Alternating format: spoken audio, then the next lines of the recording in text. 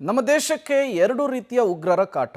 ಒಂದು ಪಾಕಿಸ್ತಾನದಿಂದ ನುಸುಳಿಕೊಂಡು ಬರೋರಾದರೆ, ಮತ್ತೊಂದು ದೇಶದೊಳಗೆ ಇರುವಂತಹ ಹೈಬ್ರಿಡ್ ಉಗ್ರರು. ಇಬ್ಬರನ್ನೂ ಕೂಡ ಮಟ್ಟ ಹಾಕುವಂತಹ ನಿಟ್ಟಿನಲ್ಲಿ ಸೇನಾ ಕಾರ್ಯಾಚರಣೆ ಮುಂದುವರೆದಿದೆ. ಪಹಲ್ಗಾಮ್ನ ಬೈಸರನ್ನಲ್ಲಿ ಉಗ್ರರಿಂದ ಹಿಂದೂಗಳ ನರಮೇಧ, ಭಯೋತ್ಪಾದಕ ಪೀಡಿತ ಜಿಲ್ಲೆಗಳಲ್ಲಿ ಸೇನೆ ಸರ್ಚ್ ಆಪರೇಷನ್ ಅನ್ನು ಚುರುಕುಗೊಳಿಸಿದೆ. ಭಯೋತ್ಪಾದಕ ಚಟುವಟಿಕೆಗೆ ಸಹಕರಿಸುವಂತಹ ಉಗ್ರರ ಮನೆಗಳನ್ನು ಟಾರ್ಗೆಟ್ ಮಾಡಿ ಉಡಾಯಿಸ್ತಾ ಇದೆ. ಜೈಷ್ ಎ ಮೊಹಮ್ಮದ್ ಉಗ್ರ ಅಮೀರ್ ನಜೀರ್ ವಾನಿ ಮನೆಯನ್ನ ಬ್ಲಾಸ್ಟ್ ಮಾಡಿದೆ.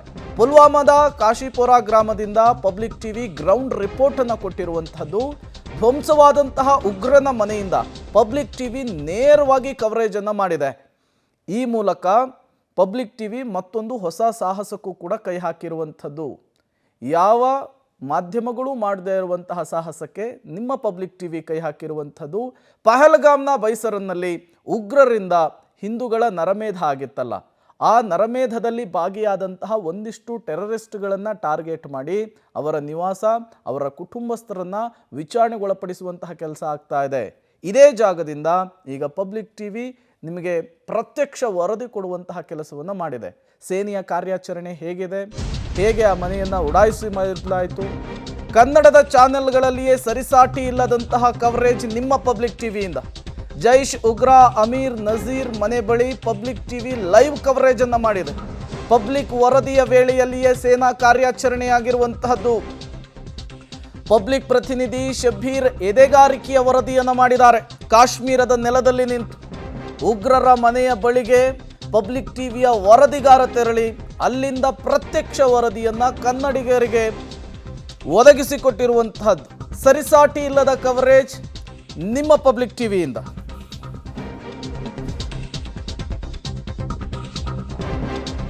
ಭಯೋತ್ಪಾದಕರಿಗೆ ಸಹಕಾರ ನೀಡ್ತಿದ್ದಂಥ ಉಗ್ರರನ್ನು ಈಗ ಹೆಡೆಮೊರೆ ಕಟ್ಟುವಂತಹ ಸಮಯ. ಪುಲ್ವಾಮಾ ಸೇರಿದಂತೆ ಬೇರೆ ಬೇರೆ ಭಾಗಗಳಲ್ಲಿ ತಲೆಮರೆಸ್ಕೊಂಡಿರುವಂಥ ಉಗ್ರರನ್ನು ಹುಡುಕಿ ಅವರ ಮನೆಗಳನ್ನು ಧ್ವಂಸ ಮಾಡಲಾಗ್ತಾ ಇದೆ. ಅವರ ಕುಟುಂಬಸ್ಥರನ್ನು ವಿಚಾರಣೆಗೆ ಒಳಪಡಿಸಲಾಗ್ತಾ ಇದೆ.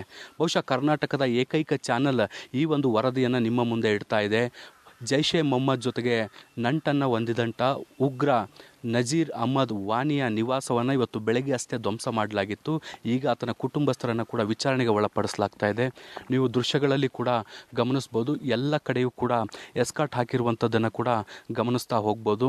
ಕರ್ನಾಟಕದ ಏಕೈಕ ಚಾನಲ್ ಈ ಒಂದು ದೃಶ್ಯಗಳನ್ನು ನಿಮ್ಮ ಮುಂದೆ ತಂದಿಡುವಂಥ ಕೆಲಸವನ್ನು ಮಾಡಲಾಗ್ತಾ ಇದೆ.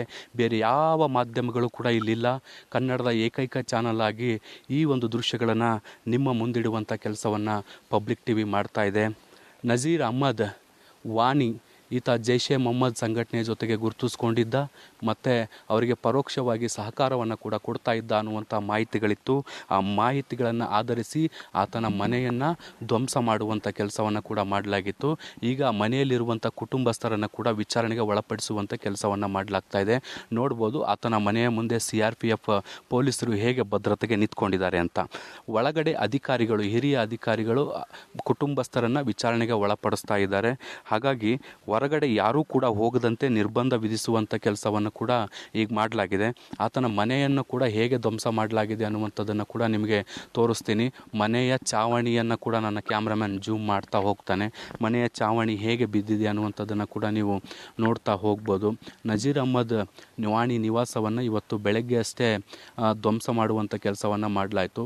ಸಾಕಷ್ಟು ದೂರದಿಂದ ಈ ಒಂದು ರಿಪೋರ್ಟನ್ನು ಮಾಡ್ತಾ ಇದ್ದೀವಿ. ಹೀಗಾಗಿ ಸಾಧ್ಯವಾದಷ್ಟು ಜೂಮ್ ಮೂಲಕ ದೃಶ್ಯಗಳನ್ನು ನಿಮಗೆ ತೋರಿಸುವಂಥ ಕೆಲಸವನ್ನು ಕೂಡ ಮಾಡ್ತಿದ್ದೀವಿ. ಕರ್ನಾಟಕದ ಅಲ್ಲ, ರಾಷ್ಟ್ರದ ಯಾವ ಮಾಧ್ಯಮ ಕೂಡ ಈ ದೃಶ್ಯಗಳನ್ನು ಸೆರೆ ಹಿಡಿಲಿಕ್ಕೆ ಸಾಧ್ಯ ಇಲ್ಲ. ಅಂತಹ ದೃಶ್ಯಗಳನ್ನು ನಿಮ್ಮ ಮುಂದೆ ತಂದಿಡುವಂಥ ಕೆಲಸವನ್ನು ಪಬ್ಲಿಕ್ ಟಿವಿ ಈಗ ನಿರಂತರವಾಗಿ ಮಾಡ್ತಾ ಇರುವಂಥದ್ದು. ಕಳೆದ 5 ದಿನಗಳಿಂದ ಕಾಶ್ಮೀರದ ಬೇರೆ ಬೇರೆ ಭಾಗಗಳಲ್ಲಿ ಭಯಾನಕ ಸ್ಥಳಗಳಲ್ಲಿ ನುಗ್ಗಿ ಎದೆಗಾರಿಕೆಯಿಂದ ವರದಿ ಮಾಡುವಂಥ ಕೆಲಸವನ್ನು ಪಬ್ಲಿಕ್ ಟಿವಿ ಮಾಡ್ತಾ ಇದೆ. ನೋಡ್ಬೋದು, ಜೈಷ್ ಎ ಮೊಹಮ್ಮದ್ ಜೊತೆಗೆ ಆತ ಗುರುತಿಸ್ಕೊಂಡಿದ್ದ ಅನ್ನುವಂಥದ್ದು ಈಗಾಗಲೇ ಗೊತ್ತಿರುವಂಥದ್ದು. ಸೇನೆಗೆ ಬಂದಂಥ ಮಾಹಿತಿಗಳ ಆಧಾರದ ಮೇಲೆ ಈ ಒಂದು ಕ್ರಮವನ್ನು ತೆಗೆದುಕೊಳ್ಳಲಾಗಿದೆ. ನೋಡಿ, ಮೂವ್ಮೆಂಟ್ಗಳು ಕೂಡ ಆಗ್ತಾ ಇದ್ದಾವೆ. ಸೇನೆಗೆ ಸಂಬಂಧಿಸಿದ ವಾಹನ ಕೂಡ ಇಲ್ಲಿಂದ ನಿರ್ಗಮಿಸ್ತಾ ಇರುವಂಥದ್ದು.